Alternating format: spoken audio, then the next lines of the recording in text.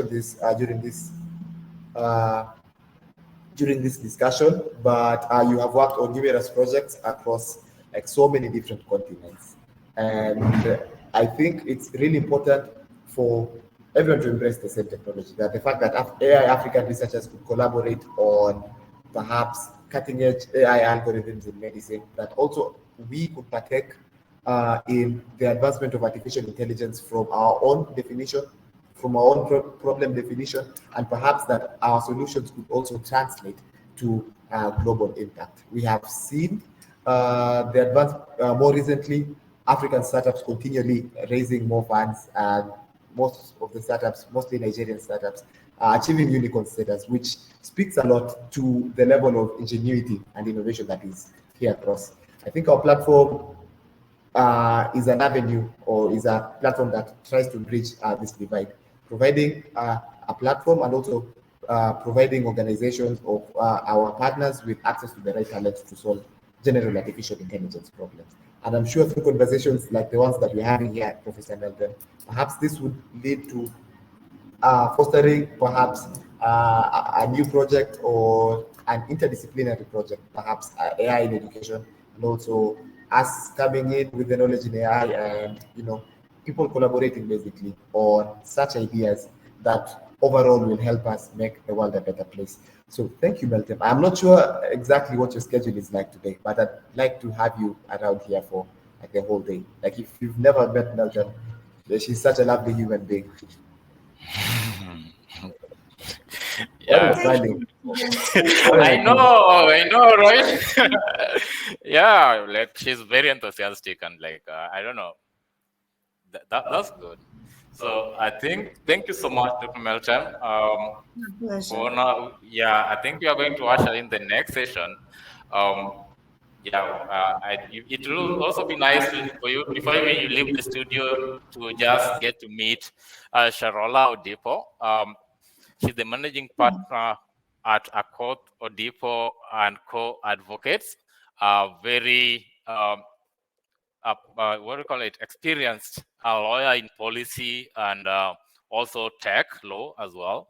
So she's going to be taking us through one of my favorite topics. And I think it's the one thing like everybody talks about nowadays, from the non-technical guys, how AI is taking over the world and how AI is going to like make us all slaves. So Sharola is going to be taking us through ethics in AI. Ethics in AI development, and also research bit of it, and just trying to get to know what is this thing, because if we develop AI without those frameworks, and also she's also going to talk about policies and regulations that governments have put into place to make sure that the AI development is like done ethically across the board, from research to development to commercialization and everything else. So I'll let Sharola introduce herself. If I remember telling you yesterday that in Kenya doctor is daktari. So if daktari you are held up, you could maybe you can join us for a few minutes and then leave us. But Sharola, the stage is yours. Hello, daktari, and everyone else. Good morning. My name is Sharola Odipo, managing partner at Odipo and Company Advocates. I have a special passion for artificial intelligence. I practice corporate commercial. The firm handles litigation and is wholesome in nature. But I have a particularly keen ear to the currently developing artificial intelligence in the world, and it's also crawling into Africa, slow but sure. And much as we're looking at its development and innovativeness, we want also to embrace the fact that there are some challenges that come with new innovation. And we would want to see how we'd cap the same before it's too late or at the initial stages. So today I'm going to talk about ethics in AI research and development. I am going to look at maybe mitigations and several recommendations that have been made on the same on a global platform, and the legislative infrastructure that has been created in some more developed jurisdictions, And then we'll handle a bit of comparative study and come to a conclusion on what we can do as we are trying to embrace inclusive growth of AI, as well as mitigating ethical discrepancies. So, first of all, we would like to admit the fact that AI currently it's becoming inevitable eventuality right now, and it is clearly the future of innovation in technology. So in this session, we'll delve into the economical issue, the ethical issues with the progressively established, along the way, and the policies. We are going to look at bodies like UNESCO that are tasked and mandated with specific scientific developments, and Africa at large. So, to start with, I'd like us to look at the life cycle of artificial intelligence and the actors that are involved throughout this cycle. So, when we talk about AI, we're looking at AI systems from the point of research before the AI system is developed. We're looking at the design and development. We are looking at development and use of AI systems. We are looking at maintenance. We are looking at operation, the trade of these AI systems. We're looking at financing, the end use, and finally, the disassembly and termination of AI systems. So this basically gives the life cycle of an AI system. And throughout this life cycle, there are several actors that are involved. These are people who interact with AI systems on a day-to-day basis. We have the researchers who come up with research before the AI system is developed. We have the programmers who participate in the programming of the AI systems.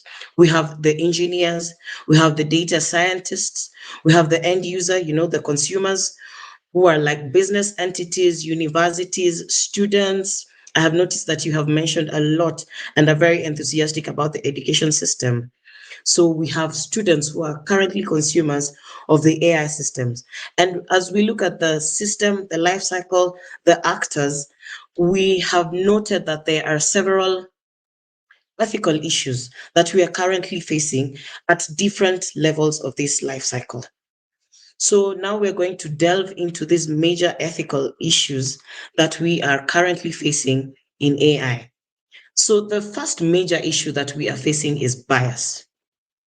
Bias, I believe, has been discussed over and over again. And when we look at the current society and community, there are existing societal biases that are prevailing and that are unavoidable, And when we see these AI systems that have been rolled out currently, they're coming out with the existing societal biases. And I don't know how we are going to go about, rectifying that such that these issues don't compound, these AI systems don't actually compound the existing societal issues. How do we go about making sure that the AI systems are free from discrimination? How do we ensure fairness? you know so this issue of bias is one of the main ethical issues that we are going to look at today, and I'm sure after this we're having a panel session, so it will be a very good idea for other members of the panel to look at these biases, because we're going to look at how to mitigate these biases, and we're going to look at several recommendations that can be made, because it's through forums like this that we come up with recommendations that can be adopted as we proceed with these innovative features that we're getting. So we're going to look at transparency as another ethical issue that AI is currently facing. When we look at the developments, the research of AI, and how the output, we cannot tell where this information is coming from. We do not know the source of the information that we are getting, or the source of the output of AI. So how can we know? How can we look at AI system as transparent? How can we trust that what it is giving us is transparent in nature? And how can we mitigate that transparency to ensure that AI systems are trustworthy? So we are also going to look at accountability. So in accountability, throughout these actors that we have right now, from the researchers, the programmers, the data scientists, the users. How do we create a system of accountability? Because as is right now, how do we point liability in this case? Because there's a very recent US case where a lawyer went into court and their research was based on generative AI. They used ChatGPT to generate their submissions in court. And when they presented these cases in front of the judge, it was established that 6 of these cases that were used as precedents were actually non-existent. They did not exist completely. And it was such a big deal in the AI platform because, the question then comes in, who should be held responsible for this false information? And even more worryingly, where is this AI system getting this non-existent information from? Where is its source? And you see, at this point, it's very easy to say that you can hold the lawyer accountable for not doing their due diligence and not doing the background research on whether or not these precedents were existing. But what if there's proper advancement and AI actually replaces human labor? Then at this point, who should be held accountable for what is, or for the output of artificial intelligence systems? You see, questions like this they need to be responded to at this point. So the next issue that we're getting here under the ethical, privacy.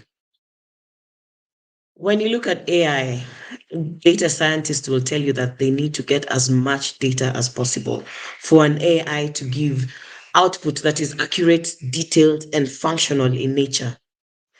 So now, as they are gathering this information, where are they getting this information from? And does that actually go to infringe on people's right of privacy? So how far is AI willing to go? Is it above the rule of law? Is AI above the law? Are they not subject to the rule of law? Are they not infringing on the right to privacy? Are they now not interfering with human rights and freedom? So this is an ethical issue that we need to get into, that we need to discuss, that we need to find ways to mitigate earlier on at this cradle stage before it's too late and AI completely goes to vandalize human rights. So now we get to the most sensitive topic that I have been listening in and I have understood that we are very passionate about, and this is education. There's pros and cons to this. When you look at education, AI is very helpful, both from the teaching point and from the research point for the students. But it is very obvious that right now, so many students are using generative AI to come up with, their educational responsibilities. They are using AI to come up with research, and it generates research data in a matter of minutes. So this makes work easier even for the students. But the point is, students don't get to fulfill their academic responsibilities. They use AI, and it worries that at the end of the day, we will have students who lack actual knowledge and content because they are using artificial intelligence. At the same time, we want them to embrace this innovation. So how do we strike this delicate balance such that we have good quality education system and we don't compromise on that? At the same time, we embrace artificial intelligence into our education systems. How are we going to regulate this use of generative AI to ensure that we have a win-win? So, sorry. Just a minute, sorry. Sorry about that, Sharola. I think she's caught up in some maybe small joke or small like healthcare. So if you're following us on this conversation, we Yeah, have I am an following. esteemed panel. Mara, may I add something? I jumped in, but Yeah, sorry. please do, Yes, welcome, please yes, do. talking about very serious issues. Actually, this This Yeah. bias and the things, about especially text generators, it's a great ethical issue, when we search for something, okay, there's a kind of reply coming there, but we don't know where this information is coming from, whose is it, can we trust in them? And I myself observed that the resources they show us, indicate us, are totally wrong, okay, totally wrong. So we cannot find them. So these ethical issues are really, I'm only talking about text generators, are really a great issue that we will be talking in for long, I think, in the following years. Thank you. I think she's back. Yeah, Yes, thank brilliant. you. Well put, Belton. Also adding in on top of what Sharola was discussing earlier on. And sorry for interjecting, but I think this is a great opportunity for us to ask our viewers to collaborate with us in this conversation, or to participate in this conversation by adding in your comments, adding in your suggestions. We've had, in particular, Sharola stating how artificial intelligence is being used in education systems nowadays by learners, and perhaps that inhibits the ability to like absorbing information as traditionally students are supposed to. So if you are a learner, doesn't mean we no specific level specified. If you are perhaps conducting your PhD research thesis, or your masters, or your undergrad, or even if I know high school students in Kenya are on holiday. So if you are that level, how often do you use ChatGPT in your studies? How often do you use ChatGPT to do your homework or your research thesis? That what has been your experience with it? Then lastly, do you think it's wrong using ChatGPT to as part as your study guide, or as to complete your assignments? So I think Sharola is back with us 100%. At the podium was yours, Sharola. I think you can continue with the Mhm. conversation that we were having earlier on, Sharola. Yeah, thank you so much, Cornelius. So with what we have seen, this does not really begin to give the complete list of the moral issues or the unethical issues or the ethical issues that we are having with the advent of artificial intelligence globally. So I believe even as we are developing innovation, even as we are coming up with these technological advancements, it is very vital that we handle these ethical issues at grassroots level. Otherwise, they will open Pandora's box, and then we will not be able to get back from all this. And we need to have legislative, infrastructure in place. We need to have policies that will ensure that we have inclusive growth. We embrace innovation. At the same time, we don't compromise on our ethics, and we have ethical guardrails. So now we're going to get a few suggestions, maybe mitigations that we can come up with to ensure that just a few. You may include some more in the comment section and everything, but when we look at an ethical issue like bias, how would data scientists and these programmers ensure that the algorithm is geared towards an inclusive, a more inclusive AI system? First of all, it will be this is a suggest, it will be very important to have incorporative, diverse data sets.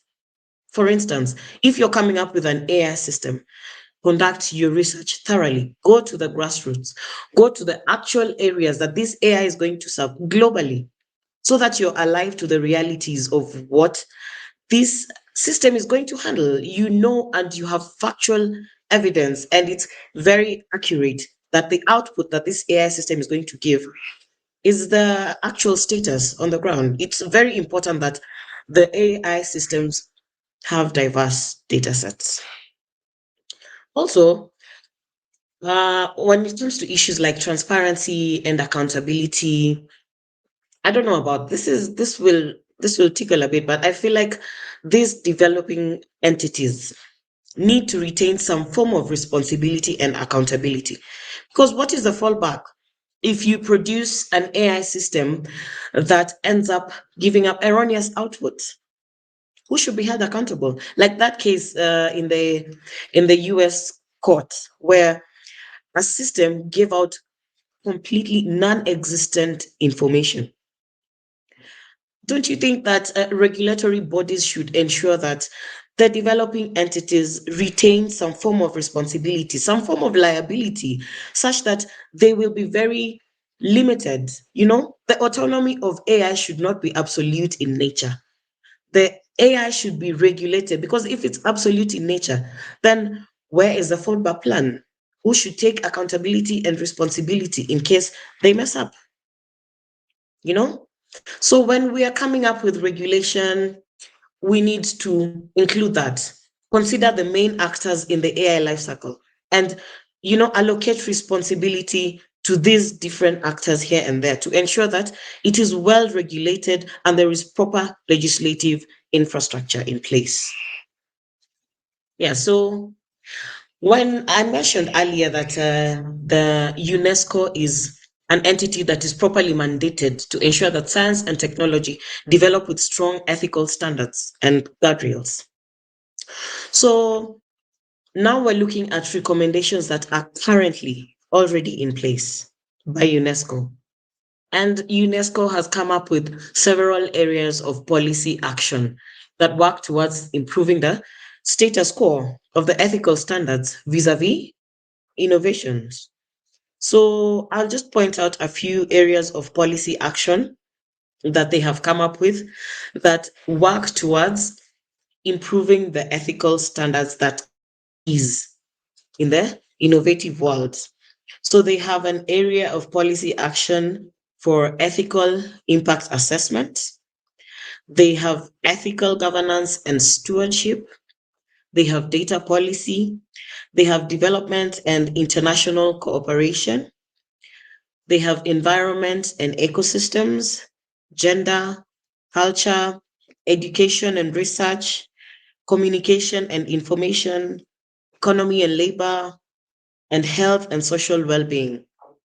So with these areas of policy actions, they have come up with a structure whereby they come up with these areas and then they monitor and evaluate how these recommendations are playing out together with this innovation and, you know, the growth and development of AI systems.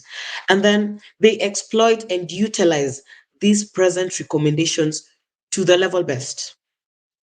And then they promote it far and wide to ensure that the whole world, it is globally recognized. These recommendations are being globally consumed. And then after that, they will see whether these recommendations and policy action points are actually being absorbed and whether they are working. And if this works, people can adopt them. Systems and entities can adopt them. But if they do not work, back to the drawing board to come up with new recommendation. And I feel like this is something that should be done by various international entities, the different jurisdictions, just to come up with recommendations on a rolling basis. Since this is still on the cradle stage, it is important that it is dealt with right now and it goes on a rolling basis, because this is something that is growing. So if it grows hand in hand with the ethical standards, it's a win-win for everyone. That said, we are going now to look at a legislative comparative study. We're going to look at different jurisdictions and how they have come up with policies. We're going to look at the more advanced ones. We're going to look at the less advanced ones, those that don't have policies or legal infrastructure at all. So I looked at Canada as an example, because I like the way Canada embraced AI. Canada has a very AI friendly environment. It has fostered warmth when it comes to artificial intelligence. But they have ensured that as much as they have given the AI system a warm welcome into the world, they have also ensured that they have created the delicate balance between innovation and ethical standards. They have ensured that they are both growing simultaneously in their country. So Canada actively participated in international collaborations and adhered to global standards to enable her well-embraced innovative development. They became a member in the Global Partnership of Artificial Intelligence, which is an international initiative. It's a global initiative, and this showcased their willingness to embrace both innovation and ethics. And it spearheaded, their direction towards creating local legislation to govern AI and to govern ethics together, hand in hand. So they embrace this GPAI into their system, and it's actually part of the legislation that is currently used in Canada. They also have formulated a policy out of the GPA initiative. They have formulated Canadian AI Ethics and Responsible AI, which is an initiative that saw Canada aligning with the international ethical standards. And they localized these policies such that now they were almost like ratified and embraced in their country. And then you see it had a trickle down effect. In the year 2021, there was an AI Data Act in Canada. And this Data Act mainly focused on the data standards of AI, and this enhanced accountability and transparency. So it is possible. This is something that is workable. It is possible to embrace innovation and still manage to have ethical guardrails. And if we are to borrow from Canada, I think the progression is very positive in nature and very well balanced. Uh-huh. On the international platform, when you look at the European Union is one of the founding members when it comes to legislative infrastructure in terms of artificial intelligence. The European Union has demonstrated progressive development in legislative infrastructure. There's the European Union Artificial Intelligence Act. This was the world's first comprehensive regulation on artificial intelligence. They took an approach that was risk-based. So the EU categorizes risk, and it has come up with mitigation based on risk. From the apex to the base, they come up with high priority risk, low priority risk. They come up with urgent in terms of urgency and in terms of priority.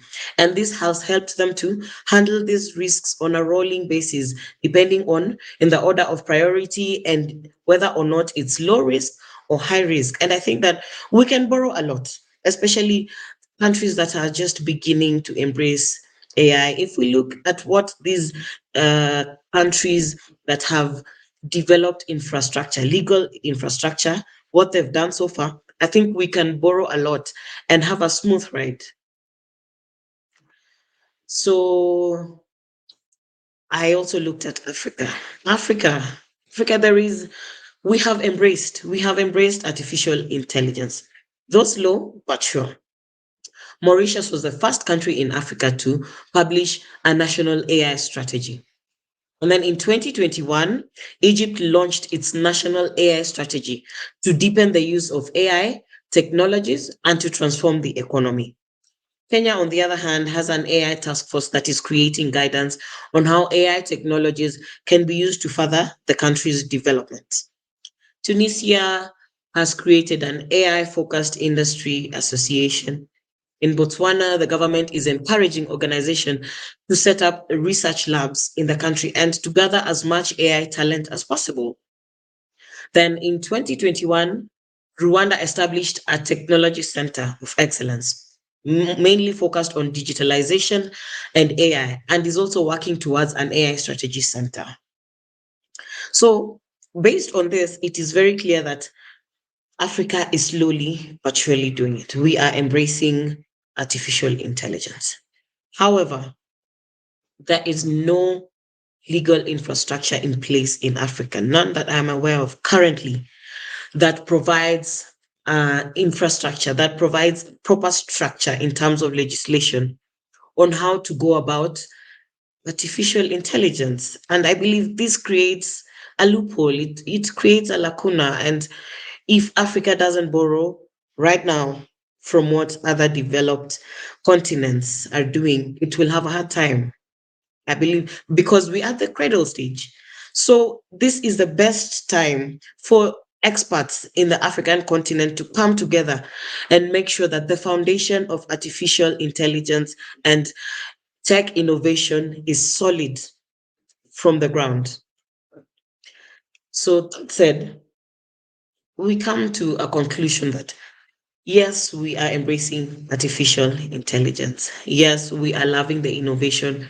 It is bringing out the best out of the global economy, out of the academic infrastructure, and everything. But we need to handle these ethical issues. We need to create proper structure, proper infrastructure on all scopes, all the scopes that are involved in artificial intelligence to ensure that we have a solid structure of development.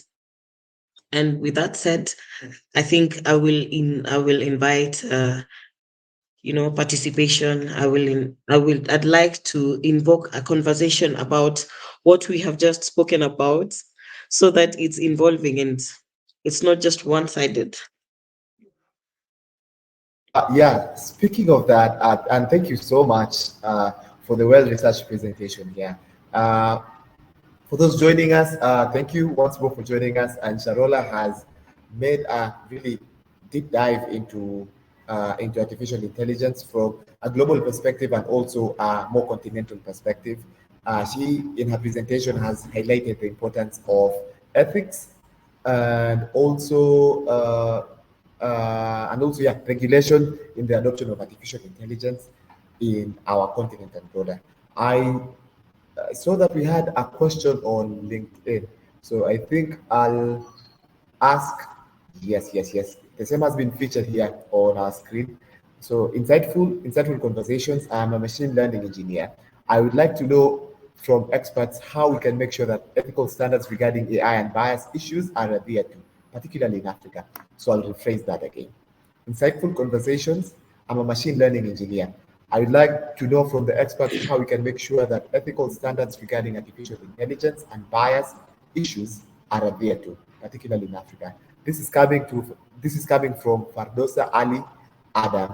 She's a machine learning engineer. I think she's my connection on LinkedIn. But thank you, Fardosa, for tuning in. And yeah, Sharola, if you could have a shot at that, perhaps how could we best answer Fardosa's questions and ensure AI bias is mitigated in our continent?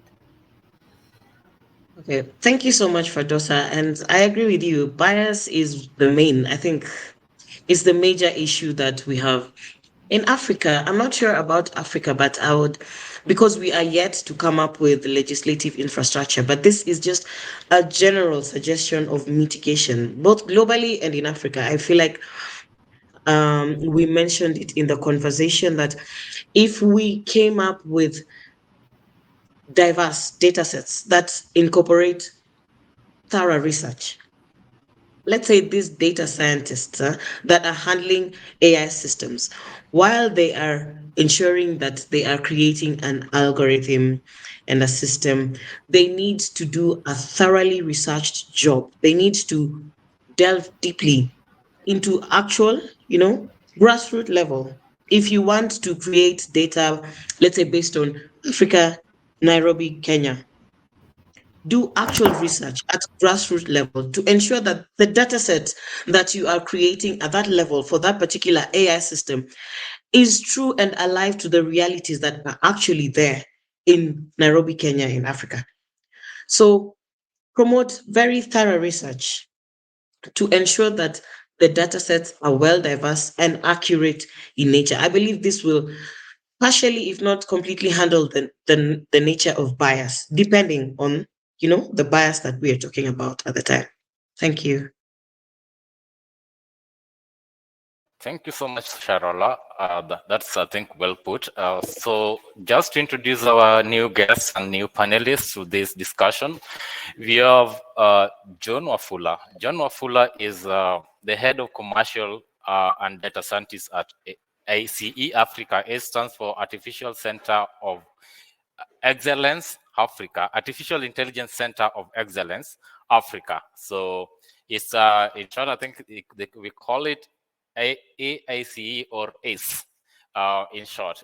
So John Wafula is experienced data scientist and also knows a lot when it comes to commercialization in Africa of AI solutions. So he's going to join us for this discussion to just get us to know the corporate side of things, and also just to know how the corporate side of things, the enterprises are handling this artificial intelligence, because like at the end of the day, they are like, we have people or the customer side of things, but then it is the corporates who are going